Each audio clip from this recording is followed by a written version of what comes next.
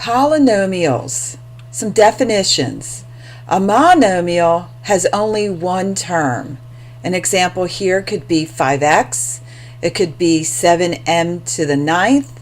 It could be a -8, a constant. A polynomial, or polynomials, are one or more monomials added or subtracted. Types of polynomials are binomials, where you have exactly two terms.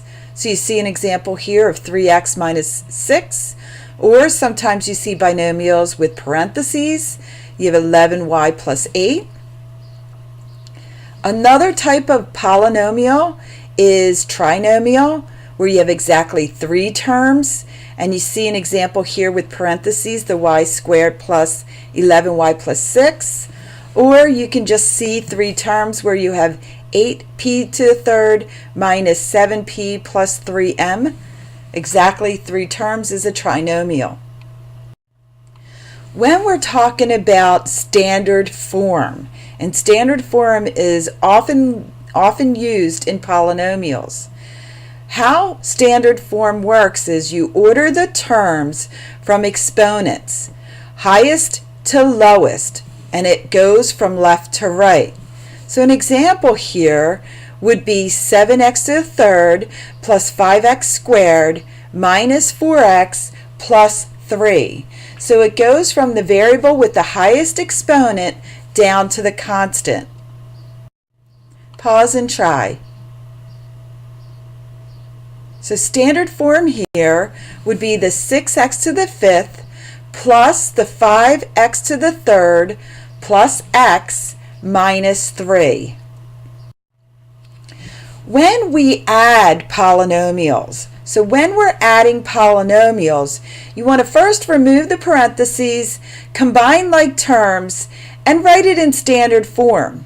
So remember what like terms are. They have the same variable with the same exponent. So when you're combining the like terms, you're adding or subtracting the coefficients. So we have an example here of two polynomials. They're being added because there's a plus sign between the two polynomials. So what you're going to do is remove the parentheses and combine like terms. So the like terms are the ones with the same variable and same exponent. So I see here I have an x squared and I have a plus 3x squared. I'm going to combine that by adding the coefficients, and that x squared really has a coefficient of 1, so I get 4x squared. And then I'm looking at the next term, and it's a positive 6x plus 10x, and I end up with a 16x.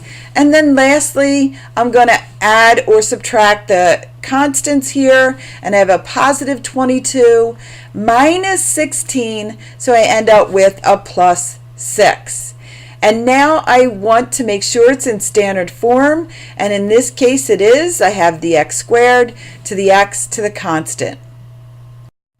Pause and try. So you want to make sure it's in standard form here. We had a negative 3x to the third plus 4x to the third. That gives me the 2x to the third. And then I see there's no other x squares, so I just bring down the plus 3x squared. And then I see there's only one x variable, so I bring down the plus x.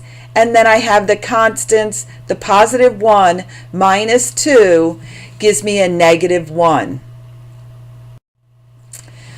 With subtraction of polynomials, the first thing you're going to need to do is distribute the negative to the parentheses that the negative sign is attached to. So when we do subtraction, you're going to first have to distribute that negative sign, and then you'll combine like terms and write your answer in standard form. So here's an example.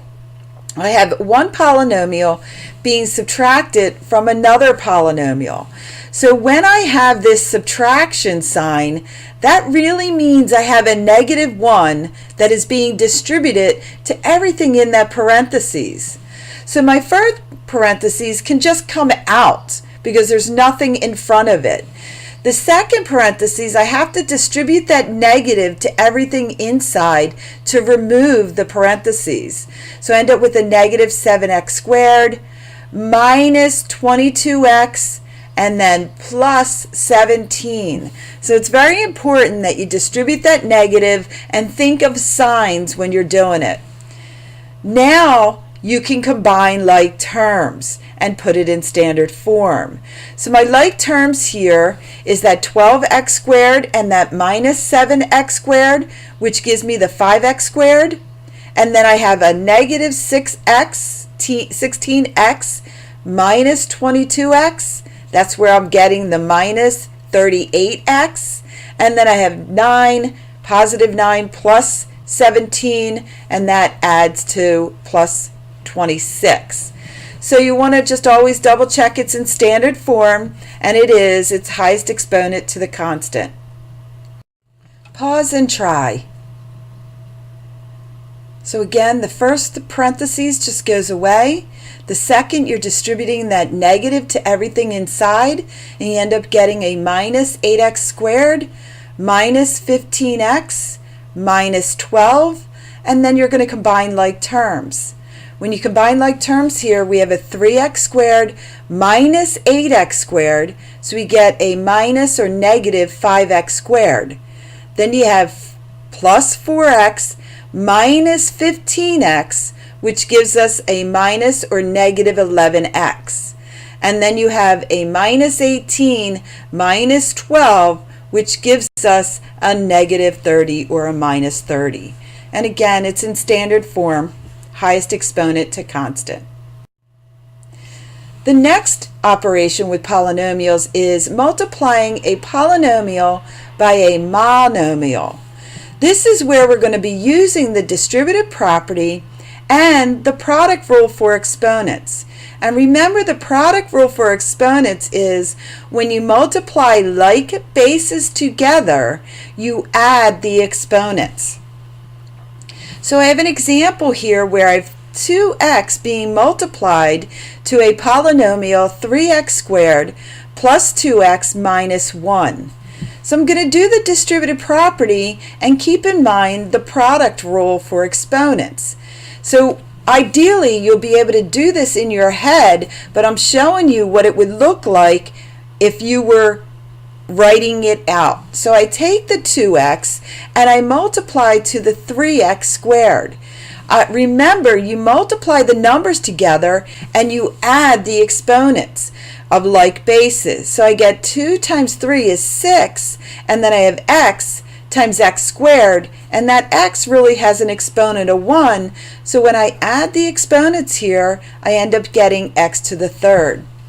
I'm distributing it all the way through. I have 2x times 2x. That will give me a plus 4x squared, and then 2x times a negative 1 will give me a minus 2x. So my solution here would be 6x to the third plus 4x squared minus 2x.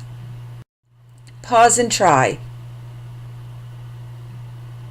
So you should get your answer as 20x to the third plus 4x squared plus 24x.